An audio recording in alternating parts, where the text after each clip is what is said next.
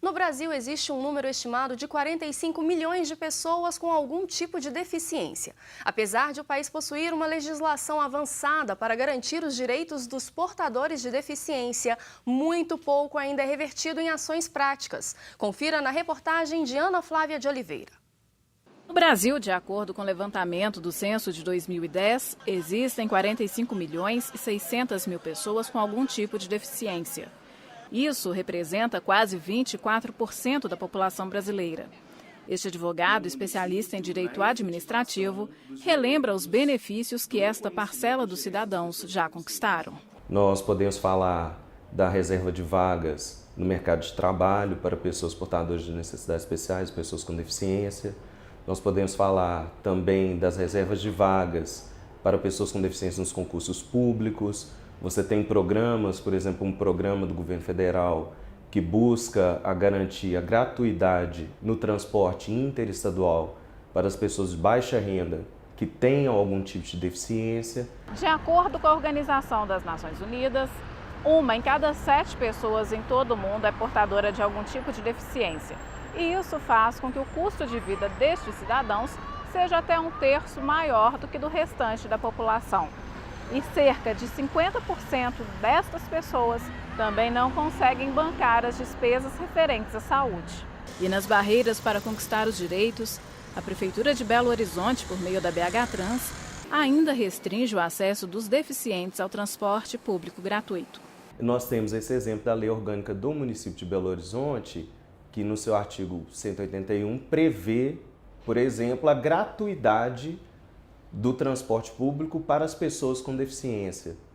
E, no entanto, por meio de uma portaria, a BH Trans, ela estabeleceu uma série de critérios extremamente restritivos, critérios esses que inclusive foram declarados ilegais pelo Poder Judiciário Mineiro. A primeira luta de quem tem deficiência costuma ser interna. Fatine tem distrofia muscular desde a infância. Eu não conseguia entender os motivos das pessoas agirem comigo de forma diferente, porque eu não me via de forma diferente.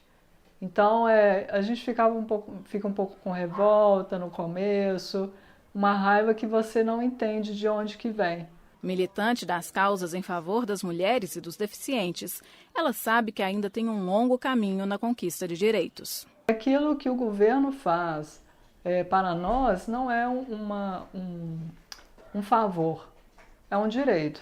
Em nota, a BH Trans respondeu que está autorizada a emitir o cartão BH Bus Benefício Inclusão para pessoas com deficiência física, mental, auditiva e visual, conforme a Portaria 080 de 2011 e o Decreto Federal 5.296 de 2004. O cartão também é emitido para pessoas diagnosticadas com transtorno do espectro autista, conforme a Lei Federal 12.764 de 2012. O benefício é estendido aos portadores de insuficiência renal crônica em terapia substitutiva. Para saber onde solicitar o cartão, o usuário deve ligar para o telefone 156.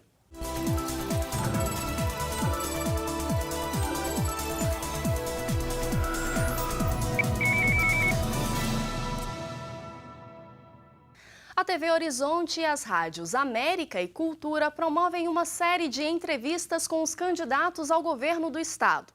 As entrevistas serão realizadas no estúdio da TV Horizonte no programa Manhã da Piedade, em cadeia com as rádios América e Cultura e conduzidas pelos jornalistas das emissoras. Entre 11h30 e meio-dia, em 2 blocos de 12 minutos cada, os candidatos responderão às perguntas sobre os planos de governo. A ordem de participação foi definida consensualmente em reunião com os assessores de campanha.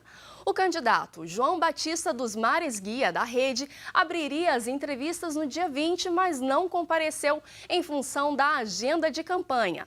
Confira a ordem de participação. 24 de setembro, Romeu Zema, do Partido Novo. Dia 25 de setembro, Adalclever Lopes, do MDB.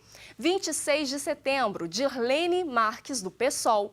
Dia 27 de setembro, Claudinei Dulim, do Partido Avante. Dia 1º de outubro, Fernando Pimentel, do PT. Dia 2 de outubro, Alexandre Flasch, do PCO. Dia 3 de outubro, Jordano Carvalho, do PSTU. E dia 4 de outubro, Antônio Anastasia, do PSDB. Programe-se para acompanhar as entrevistas pela TV Horizonte, canal 30 HD TV e pelas rádios América 750 AM e Cultura AM 830. Estudos comprovam que as pesquisas de intenção de voto são formadoras de opinião dos eleitores, mas elas não são feitas para isso, e sim para apresentar uma realidade momentânea. Existem regras para que uma pesquisa possa ser desenvolvida e divulgada. Vamos saber um pouco mais sobre esse processo na reportagem de André Cristino. Em pouco mais de 2 semanas, 146 milhões de brasileiros serão convocados para decidir o futuro político do país. A proximidade da eleição faz com que pesquisas de intenção de voto sejam divulgadas quase que diariamente. A gente tem mais estudos científicos mostrando que as pesquisas influenciam o resultado das eleições. Ou o resultado das eleições não, que influenciam a formação de opinião do eleitor. Inclusive, nós já tivemos oportunidade em que o Congresso Nacional, há uns anos atrás, dentro das mini-reformas eleitorais, chegou a aprovar um dispositivo que proibia a divulgação de pesquisas eleitorais nos últimos 15 dias das eleições, exatamente para tentar barrar esse efeito. A pesquisa pode ser realizada a qualquer momento, inclusive no dia da eleição, né? A única diferença é que para a pesquisa que é feita no dia da eleição, né, a pesquisa de boca de urna, ela só pode ser divulgada após o encerramento da votação. Para cada pesquisa são ouvidas cerca de 2.000 pessoas, uma amostragem que garante cientificamente a representatividade do todo, bem semelhante a retirar um pouco de sangue para fazer um exame de hemograma completo. Mas para a pesquisa ser válida, é preciso seguir alguns procedimentos. Os institutos de pesquisa eles têm que fazer um prévio cadastro na Justiça Eleitoral por meio de um sistema, né, que ele acessa pelo site do TSE. Então ele se registra e em seguida ele vai fazer a pesquisa e vai fazer o registro da pesquisa com 5 dias de antecedência da sua divulgação. Aí ele tem alguns requisitos que ele tem que obrigatoriamente informar nesse registro, como por exemplo o questionário que ele vai utilizar, quem contratou, o valor pago pela pesquisa, quem pagou pela pesquisa, plano amostral, nível de confiança, e dentre outros critérios que ele tem que necessariamente informar à Justiça Eleitoral. A confiabilidade da pesquisa depende do universo escolhido na amostragem. Por exemplo, de acordo com o TSE, 52% dos eleitores brasileiros são mulheres. Então, para refletir um cenário fiel, é necessário que a mesma porcentagem dos entrevistados também seja de mulheres. Um estudo feito pela Universidade de Houston, nos Estados Unidos, apontou que 10 em cada 11 pesquisas eleitorais realizadas 15 dias antes do pleito acertaram o resultado. Mas a lei brasileira tem um detalhe importante. Pesquisas eleitorais só podem ser feitas por empresas cadastradas e não por pessoas. Quem fizer uma enquete, mesmo em rede social, e divulgar o resultado, pode responder por divulgação de pesquisa sem registro. A legislação prevê uma pena de multa que vai de R$ 53 mil a R$ 106 mil por quem divulga uma pesquisa sem registro, sem o prévio registro.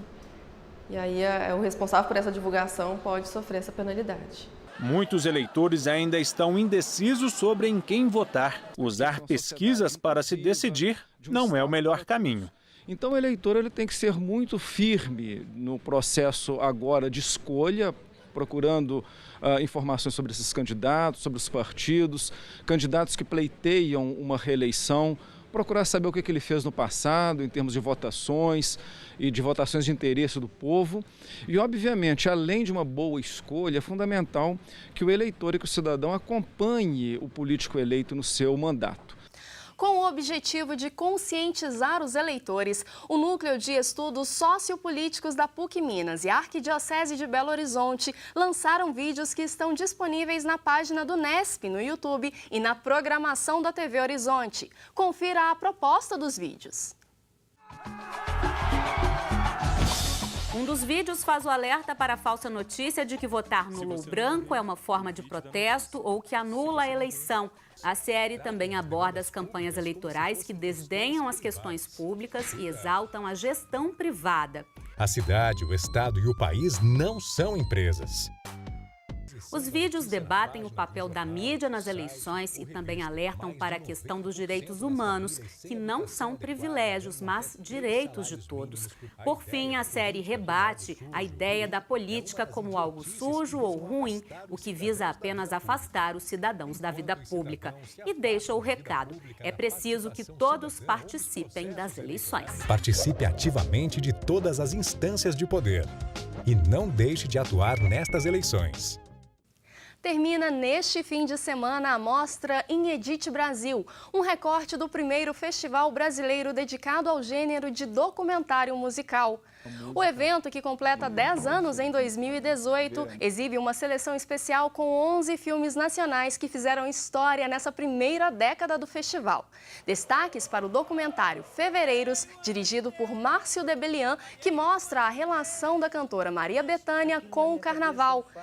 Eu, Meu Pai e os Cariocas, idealizado e dirigido pela atriz Lúcia Veríssimo, em homenagem ao pai, o maestro Severino Filho. E para o filme O Piano que Conversa, onde o diretor Marcelo Machado nos convida para uma viagem com o pianista Benjamin Taubkin. A mostra tem direção artística de Marcelo Alice. Os documentários podem ser vistos até o dia 23 de setembro no Sesc Paládio, com entrada gratuita. O endereço é Rua Rio de Janeiro, 1046, no centro. Mais informações pelo telefone 3270-8100.